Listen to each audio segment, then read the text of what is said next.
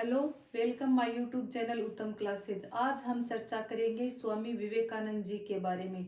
ये वही इंसान है जिन्होंने भारतीय संस्कृति, धर्म व समाज की अच्छाइयों से विश्व को परिचित कराया। हम बात करते हैं स्वामी विवेकानंद जी के जन्म के बारे में। जन्म 12 जनवरी 1863 कलकत्ता में। इनके बचपन का नाम नरेंद्र दत्त था। इनके पिता का नाम विश्वनाथ, माता का नाम भुवनेश्वरी देवी व गुरु का नाम रामकृष्ण परमहंस था। रामकृष्ण परमहंस दक्षिणेश्वर मंदिर के पुजारी थे। कहाँ के पुजारी थे? दक्षिणेश्वर मंदिर के पुजारी थे कलकत्ता में। और रामकृष्ण परमहंस हिंदू धर्म में विश्वास करते थे। सबसे ज्यादा किस में विश्वास करते थे? हिंदू धर्म में विश्वास करते थे। ये सभी मतांतरों को एक समान मानते थे, इसलिए विवेकानंद जी इनसे प्रभावित होकर इनके शिष्य बन गए। 1886 में रामकृष्ण परमहंस की मृत्यु के बाद स्वामी विवेकानंद जी संन्यास लेकर पूरे भारत का भ्रमण किया। खेतड़ी के महाराजा अजीत सिंह ने अपने दरबार में इनको सम्मानित किया।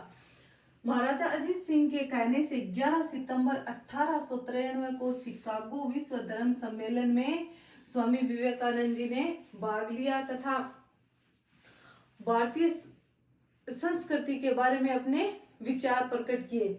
उनके विचारों से प्रभावित होकर न्यूयॉर्क हेराल्ड में उनके बारे में एक बात छपी। इनको सुनने के बाद हमें ये लगता है कि भारत जैसे ज्ञान संपन्न देश में अपने धर्म के प्रचारक भेजना कितना मूर्खतापूर्ण कार्य है। ये बात किन के बारे में छपी? स्वामी विवेकानंद के बारे में न्यूयॉर्क में हेराल्ड पत्रिका में।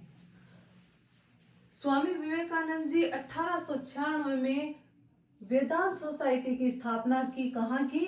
न्यूयॉर्क में। तथा 1896 में वो भारत आकर 5 मई 1897 को रामकृष्ण मिशन की स्थापना की। कहाँ की? वेलूर, कलकत्ता में। तथा इस रामकृष्ण मिशन का ध्येय वाक्य क्या था? नर सेवा नारायण सेवा। स्वामी विवेकानंद जी मनुष्य की सेवा ईश्वर के समान मानते थे। अगर हम इनकी पुस्तकों की बात करें तो ये इनकी पुस्तकें हैं। मैं समाजवादी हूँ, कर्मयोग, ज्ञान योग, राजयोग, ये इनकी पुस्तकें हैं। और इनके दो प्रमुख समाचार पत्र है। एक है प्रबुद्ध भारत अंग्रेजी भाषा में और एक उद्बोधन है बंगाली भाषा में। स्वामी विवेकानंद जी ने कुछ बातें कही, उनके बारे में मैं आपको बताती हूँ। जब देश में लाखों लोग भूखे व अज्ञानी है, मैं ऐसे प्रत्येक व्यक्ति को देशद्रोही समझूंगा जिन्होंने उसकी मेहनत की कमाई से शिक्षा ग्रहण की पर उनकी परवाह नहीं करते। ये कहते हैं कि जब देश में लाखों लोग भूख व अज्ञानी में ऐसे प्रत्येक व्यक्ति को देशद्रोही समझूंगा जिन्होंने उसकी मेहनत की कमाई से शिक्षा ग्रहण की पर उनकी परवाह नहीं करते। एक उन्होंने ये बात कही है, धर्म मनुष्य के भीतर निहित देवत्व का विकास है। धर्म न तो पुस्तकों में है और न ही धार्मिक सिद्धांतों में है, वह तो केवल अनुभूति में निवास करता है। सुभाष चंद्र बोस ने विवेकानंद जी को आधुनिक आंदोलन का आध्यात्मिक पिता कहा है। आधुनिक आंदोलन का आध्यात्मिक पिता किसने कहा है? सुभाष चंद्र बोस ने कहा है। और स्वामी विवेकानंद जी की 1902 में मृत्यु हो गई। कब हुई? 1902 में।